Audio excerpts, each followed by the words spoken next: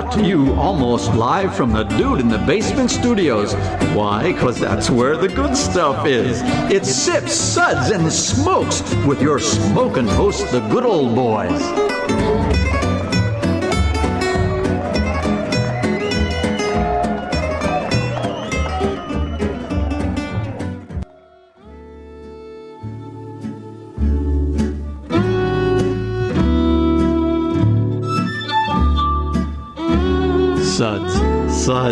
Suds. It's time for more Suds.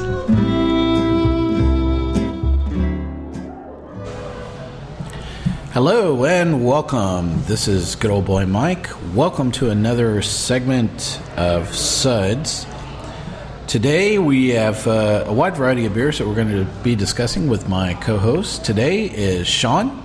Hey, I'm Sean, craft beer aficionado. And Chip.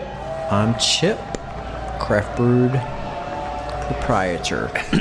We have several beers that we just have kind of taken as a grab bag to go over today, and a topic, that we really wanted to discuss as well, to kind of open up our segment here is there a craft brewed bubble?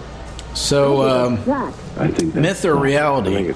Sean, I definitely know you have some strong opinions, and I think all three of us do, actually. Yeah, the first time I saw this was in the thought that we were hitting some sort of kind of tipping point, if you will, with craft beer was when I was up in Michigan in fall of 2011, and Founders was undergoing a major expansion, and they've expanded even since then. But the thought was that those breweries that are big enough are going to be able to maintain their customer base, and those breweries that are small are going to have a hard time being able to maintain their customer base. And I know Greg Koch from Stone has come out and said, hey, we've got too many breweries, more or less paraphrasing what he said. So you're saying reality? Reality, we're definitely at that point. It's kind of a side comparison. I lived in Nashville since '95, and so we were kind of on the tail end of the Garth Brooks and those major country music stars and whatnot that Garth paved the way for. And I realized at some point working on Music Row, you can't keep producing the same thing over and over again. You're saying you can't kill the same dog 10 times. Right. You can't get kicked out of the same trailer park the 15th time. Yeah, but at the same time too, I mean, craft brew is different because we have some variety, we have some difference. We have people bringing new things to the table. We have old styles being resurrected. We have people that are focused specifically on Belgian beers. We have people that, like Dogfish Head, where they are resurrecting, chicha, and we tasted Bitches Brew on another episode, and so you have those people that are definitely trying new things and like, hey, what happens if we do this? So I hear what Greg is saying. It's kind of the business, the business laws, supply and demand. At some point there's going to be too much supply and not enough demand, and there's going to be some breweries going out of business, and that's going to be a shame, especially if it's breweries that are brewing good beer. At the end of the day, the question is, are you brewing good beer? And if you're brewing good beer, the chances of survival are definitely exponentially better than those people that aren't brewing good beer. Our listeners can't see me nodding my head, and yes, full point of concurring with that observation that it's just very simple. It's not, supply and demand may certainly deal a very heavy hand, but you make a crap product and it really doesn't matter whether supply and demand is paying into it. When I was up in Michigan in 2011, we hit 13 breweries in 3 days. And the takeaway for that was those breweries that had really good experiences, Founders, Bell's, Dark Horse, New Holland, those are breweries that are going to survive because they care not only about the beer, but they also care about the experience that you have when you set foot in their premises.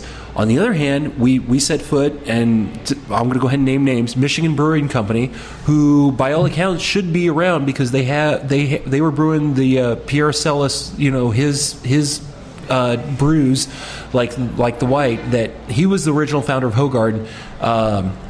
And he came to the U.S. and he started his own line of beers. Michigan Brewing Company's out of business now, and part of that is because aside from the Celis beers that they were brewing some pretty bad beers, and I have to say, when I stepped foot in their tasting room, it was not an inspiring place to drink beer. Well, let's throw somebody else into the mix. You take Craggy, right, for example, who just recently closed down out of North Carolina, and Asheville's kind of the west or the East Coast mecca.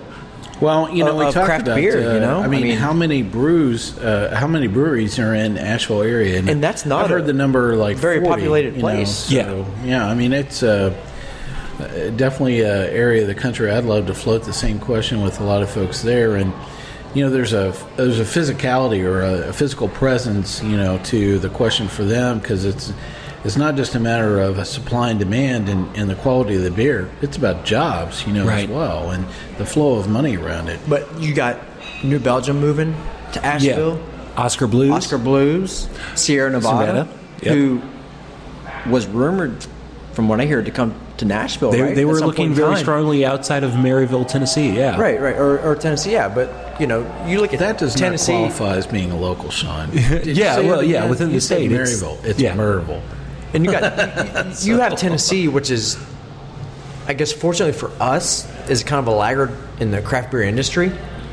That means we have room to grow, but only up to a point. When are people going to realize that, hey, there's great craft beer out there, but not everybody who claims to produce craft beer produces great craft beer? Well, and Chip and I were talking about this, that, to me, I think that there seems to be some book about how to make great money in craft beer, and it seems like there's a blueprint that I've seen just one too many times of saying, look, you've got to make a light pills style that appears to people that frankly don't like flavored beer, and I'm not going to name any names like Budweiser of other people that have flavorless beer, or they have to make an amber style beer, because people get confused and think that color is flavor.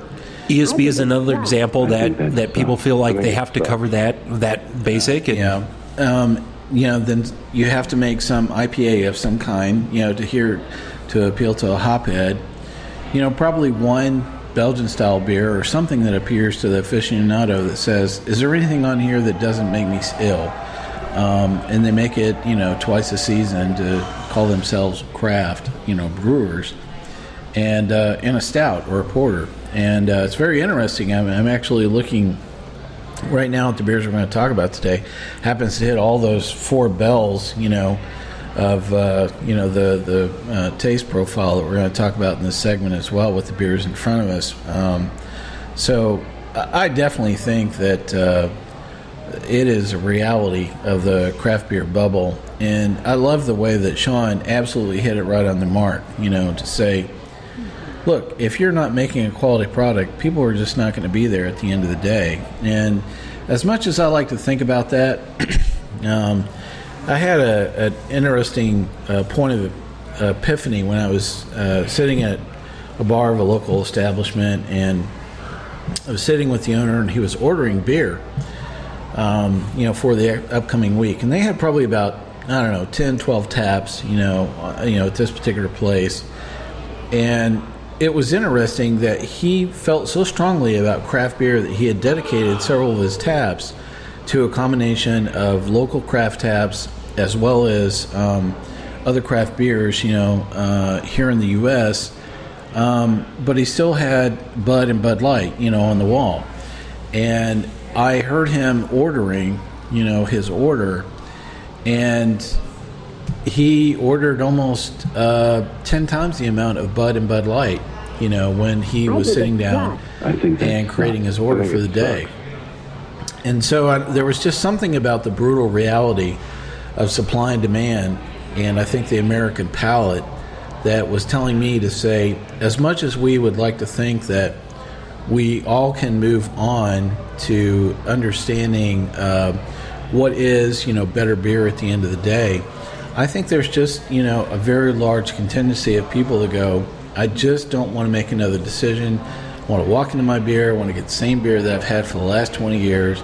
I don't want to think about it. I just won't get drunk. Well, and that is a credit to Bud Miller and Coors, is that their product is so consistent, and there's a lot of science and engineering that they have done to make sure that you don't have to make an intelligent decision. you don't have to make it. Yeah, you don't have to make an intelligent decision, and you know Chip that doesn't give me the big thumbs up. the bud that you order in New Jersey is going to be the same as the bud that you order in California, and to their, they have a lot of great breweries there. Unfortunately, they're brewing a product that me personally I don't want to drink. And I think every brewer that I've ever talked with, it's not the ability of making great beer once.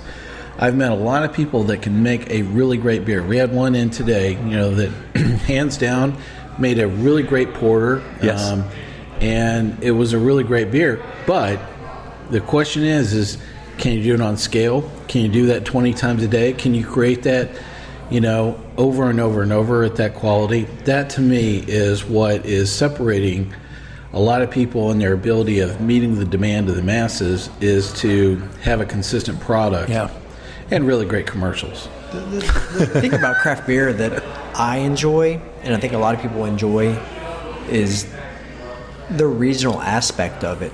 A lot of these breweries are in our neighborhood, 2 miles down the road, 30 miles down the road. It's locally sourced ingredients. They're patronizing their neighbors, and I think the whole local movement, anti-big business movement, is big right now. So that's kind of how craft beer is growing and steers people clear of the mass marketed stuff. And I don't have a war on InBev, directly, with the comments that I have about their products. To me, it's more a comment about the quality of the beer. Right. At the end of the day, for me, it's bland. Well, and that's just it. Every now and then I'll throw one of those beers in one of the blind tastings that we have periodically on the show, and just to keep us, deadly honest. And it's like, okay, dude, there's a good reason why it's a 1. Right. It's just, that's the reason why you're there is because of that as well. So. All right, very interesting topic. I'm sure we're going to pick this up with a lot of the other folks on the same topic as well. We have some great beers to talk about here as well. Just to remind everybody about our Suds rating is 1, that sucks, give me anything but a Bud. 2, or InBev. Do I need to say InBev or Bud today? So 2, was that a belch? 3, what a relief. 4, a body should really not make that sound. Or 5, listen to that hang time, give me another. So those are our Suds ratings for today. So the beers we have lined up for our discussion are Schlafly's American Pale Ale. We have Highland Thunderstruck Coffee Porter. And you have to hold your hand up. Yeah. Sorry, my apologies. Thunderstruck. Yeah, I know. I can hear. And Oskar Blues, Mama's Little Yellow Pills, and Munsterfest from 3 Floyds. So very interesting. This was not by design to actually, sit down and talk about these various styles of beers that I just talked about were kind of hitting in the craft brewed industry. That was just purely coincidence that happened. So not only timely for our discussion of these beers, but also of the craft brew Bible, blueprint, I kind of talked about as well. So up first is Schlafly American Pale Ale. So they're out of St. Louis. They are. And we have actually reviewed several different products from this brewery, and I had a chance to taste quite a bit of this on our road trip to Kansas, land of no hills. And so my tasting notes around the Schlafly American Pale Ale are, I would describe it as funky bitter and astringent. I know there's like some formaldehyde or some kind of alcohol or something that's just kind of, creeping up my nose. So my Suds rating for the Schlafly American Pale Ale is 2. Was that a belch? So, Sean, how about it for you, man? What do you think about this? I'm a fan of the beer. The only beer that I think they do better than this. You're biased, though. Well, I'm biased. Well, I might be from the St. Louis area, but I was living down in Nashville before I discovered Schlafly. Thank you for saying it right. No, I give it Maryville right. You get Schlafly. Maryville. Yeah. No, I give it a 4. I think it's a good example of an American Pale Ale. It's a little bit different. They dry hop it, so there's a little bit different take on it.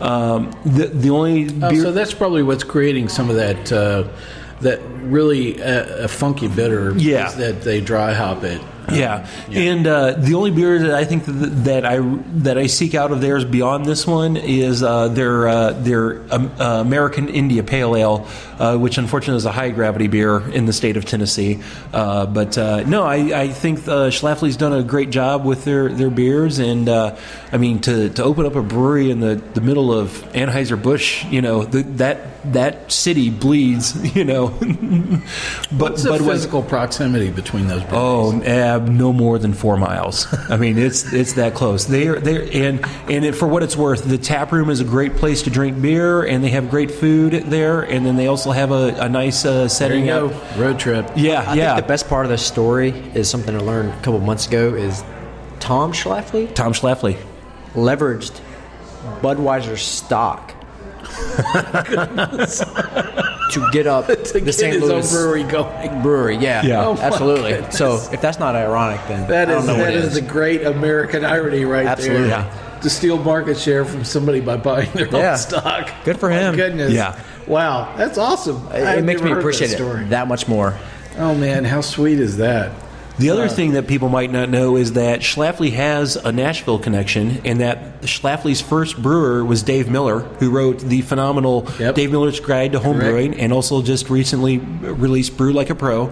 I think that's the name of it. Well, he took a hiatus. He took a little hiatus. He took a hiatus, and then found a good author, I think a ghost author, and he finally crafted it all in a book. Yeah. Well, but he was also the head brewer for Blackstone, and he's actually back in the Blackstone fold, as well as Travis and a good friend of ours, Mark Forrester. Yeah, have all been brewers there. Yeah. So yeah, it's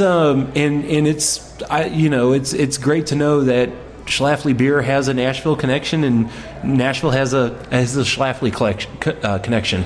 Well, I don't think any of us bought Bud stock to make that deal work. That's a pretty wild story, Chip. That's the first time I've heard that. That's true. Huh, wow. So, I'm sorry, Sean, what was your rating for the Schlafly? I'm giving it a 4. I'm a big fan of American Pale Ales, and I think they do it. Are you choosing a body should not really make that sound out of brand loyalty or out of it tasting that way? No, right. It's an American Pale Ale I like drinking. On that one. All right. So, Chip, what do you think of? I'm a 4. A 4. A body should really not make that sound. Doesn't have a lot of hop aroma to it, but it's smoother, easy drinking, got great flavor. There must have been something wrong with my glass. I don't know. Yeah, feeling guilty or bad here. Anyway, as I like to say, beer's a subjective subject. That's the reason why we have the show with more than one person usually. All right. Next up is Highland's Thunderstruck. Okay, we got it right there, Sean. Coffee porter. Yes, I'm hearing AC/DC the entire time I'm drinking this beer. I think it's well balanced, and even though I don't have my schoolboy outfit on when I'm hopping across the stage, I think that it's very even and very coffee forward. Is how I would describe this. I gave it my Suds rating for the Highland Thunderstruck Coffee Porter is 4. A body should really not make that sound. So, it's a really great porter. Definitely something I'd probably come back to as well. What do you think of it, Sean? Definitely a 4. It's a beer that I would love to give it a 5. It's just there's a lot going on there, and it's hard to drink the second one after the first one. But let me tell you, it's a 4 or a 5 pick. It's a 4. All right. Yeah, it's a 4. I'd love to make this. Yeah. Okay. But no, it's a good beer for breakfast. It gets your day started right. And wait, you drink beer for breakfast? I like that. Why not? Why not? A beer, not multiple beers. It's part of a healthy, balanced breakfast. I have a pint of milk. I have a pint of Thunderstruck or Founder's Breakfast Stout. Some eggs. Do you fire up AC/DC while you're enjoying this beer? I haven't yet, but I should. Back in Black, and the Highland beer, all in the same fell swoop. Yeah, I can see that happening. So that drinking game, every time they say Thunder, you drink. Yeah. That'd be more than a pint, Sean. Yeah. I'm just throwing it out there. Chip, what do you think of the Highland Thunderstruck coffee porter? Honestly, a 5. A 5? 5. Oh my goodness. I love Listen to the coffee. hang time on that. Give me another. I cannot believe It's coffee in a beer. And I've had some terrible coffee. Sonic across the street, terrible. So, I'm just... It nails the coffee flavor. I have to say that if you go back and listen to our blind tasting on stouts, and I actually picked a coffee stout out of the lineup, and maybe that was it. That my affinity towards caffeine, kept me wandering, my palate wandering that way. Why I ended up picking up a coffee stout of the pickup. It may have been Schlafly's coffee stout. Honestly, I can't remember exactly whose it was, but A lot of beers. yeah, well, it was 14 beers. I can't say they all ran together, but it was a combination. I know straight to ale definitely had something at the top. So anyway, a 5. What else did you If it had a bigger body, then you could probably fool me. Say, hey, here's a cup of coffee. Good stuff. Here we go. All right, next up is Oskar Blues, Mama's Little Yella Pills. And so if you've not seen any of the Oskar Blues products in your market, they generally, they're available in a can or on tap, and even their tap handle's a can, which I thought that was kind of innovative. Interesting commitment to the can itself, and I don't think that we're in that space anymore where cans or bottles really make any difference. From my perspective, there's some really great products I love from Oskar Blues. So I'm definitely a big fan of the Gubna, beer that they have from Oskar Blues, but I just I guess for Pilsners, I just was not a fan of this, so I really thought it was watery. It needed something like an ounce of flavor of any kind whatsoever, so it was a good stretch for me, but I'm going to give this a 2, mainly because I like Oskar Blues, but I think in the hallows of pills, I just kept on waiting, so 2 was that a belch is my Suds rating for this. How about it, Sean? I'm going to go for a 3. I think 3. Yes. What a relief. Yes. Southern Tier, we just had their Eurotrash pills on tap, and that is a phenomenal beer, and that would be in that 4 category.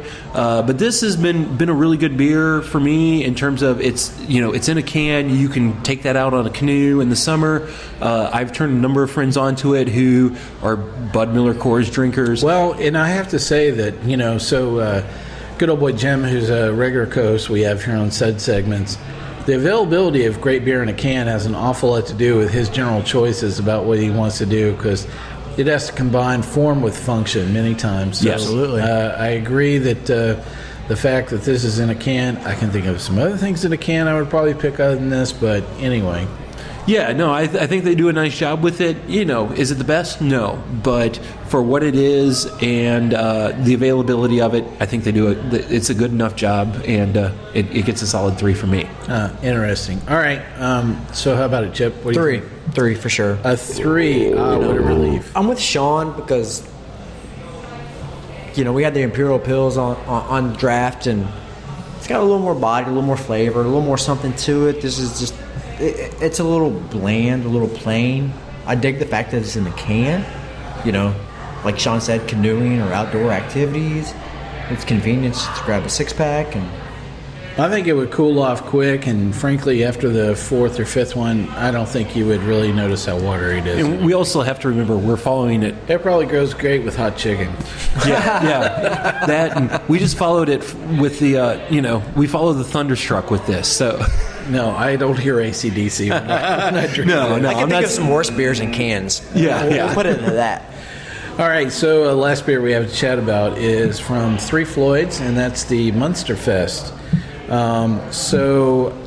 We've learned that Three Floyds is from Munster, Indiana, not Gary, Indiana, as I tend to think of them from.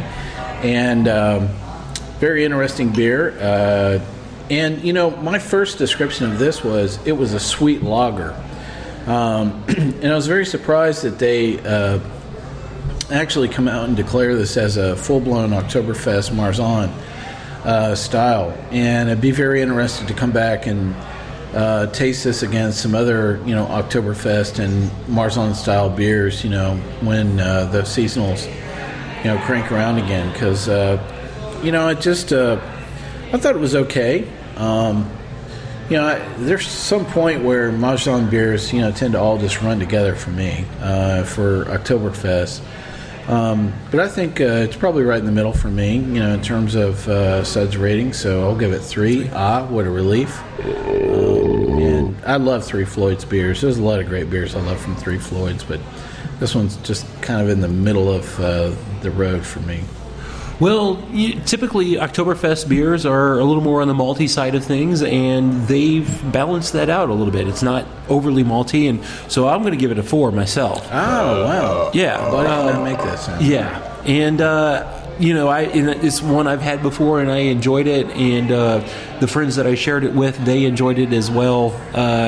Three Floyds is just producing great beer right now, and let's hope that continues because. I hope they change their distribution model more than anything. Yeah. It seems like they have a very limited distribution range of their beers, and I'd love to see them expand that distribution model, probably even deeper within the East Coast than they are currently. It seems like they have only a 4 or 5 state distribution model right now. So. Yeah, I've had good luck finding them in Kentucky, but even in Illinois, I've not seen them, and definitely not in the Missouri side of things. Absolutely, yeah. So it'd be great if we find other great beers that expand beyond that range as well. All right.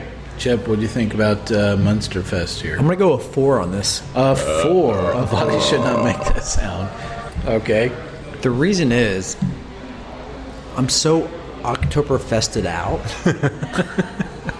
and these American breweries try to I think a lot of it's So we have to fess up a little bit to the timing of our our episode here is not in the fall period of time. So we're actually tasting a seasonal that's not within the season and not comparing it with like or similar, this is true. Marzahn, so. But these American breweries try to, I don't want to say Oktoberfest each other out, but they kind of try to elevate their game. You mean my bumper sticker that says, if I have one more pumpkin ale, I'm going to throw up? Pretty much it. That's it. So they put this up against a true Marzen or Oktoberfest. I might have different opinions, but for what it is right now, it's good. It's drinkable. It's lighter. I like it. It's not too flavorful. I can drink more than one in one sitting, but some of these breweries, their Oktoberfest are a little over the top.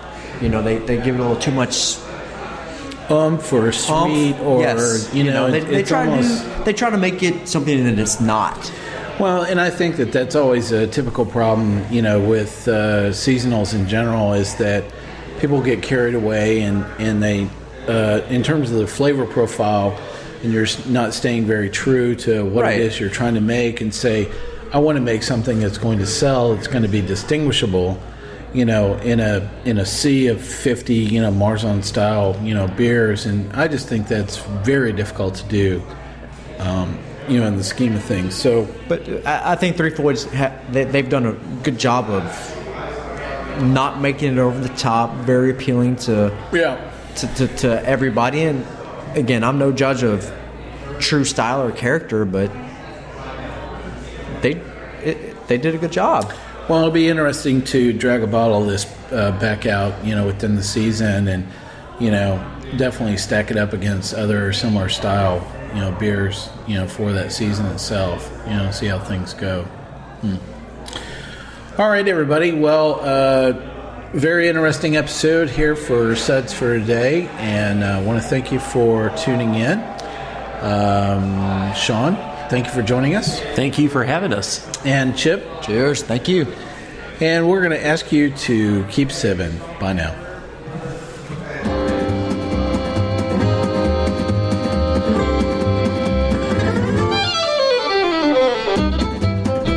This has been a One Tan Hand production of Sips, Suds, and Smokes, a program devoted to the appreciation of some of the finer slices of life. From the Dude in the Basement Studios, your hosts, the Good Old Boys, will see you all next time.